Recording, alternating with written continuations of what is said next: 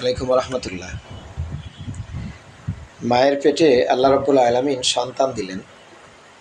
আল্লাহ রব্বুল আলমিন বেঁচে থাকার সেখানে যে ব্যবস্থাপনা সব কিছু আল্লাহ রব্বুল আলমিন সব ব্যবস্থা রেখেছেন। দুনিয়াতে পাঠানোর জন্যে যে ব্যবস্থাপনা সেটাও কি আল্লাহ রব্বুল আলমিন করবেন না?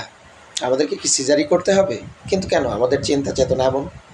প্রথম থেকেই যখন বাচ্চা গর্ভে ধারণ করে তখন থেকে আমরা চিন্তা করি যে বাচ্চাকে কিভাবে সিজার করা যায়, সিজার করে দুনিয়াতে বের করা যায়, কিভাবে কোন জায়গায় গেলে সিজার করা যাবে সেই চিন্তা চেতনা আমাদের মধ্যে কাজ করে।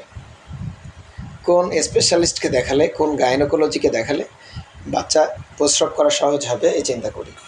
কিন্তু আল্লাহ রাব্বুল আলামিন কি এই ব্যবস্থাগুলো রাখেন নাই?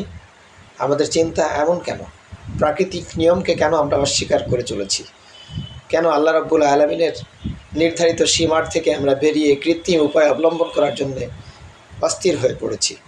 আল্লাহ রাব্বুল আলামিন এজন্যই তো আমাদের উপরে পেরেশানি বাড়িয়ে দেন। আল্লাহ রাব্বুল আলামিন আমাদের অস্থিরতাকে বাড়িয়ে দেন, আমাদের কষ্টকে বাড়িয়ে দেন। তাই আসুন আমরা সহজ সমাধান বের করি।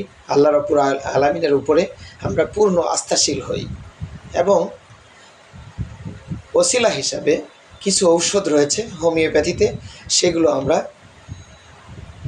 ভক্ষণ করার জন্য চেষ্টা করি, সেগুলো আমরা সেবন করি।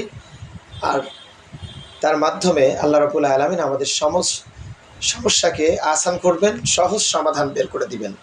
আমিন।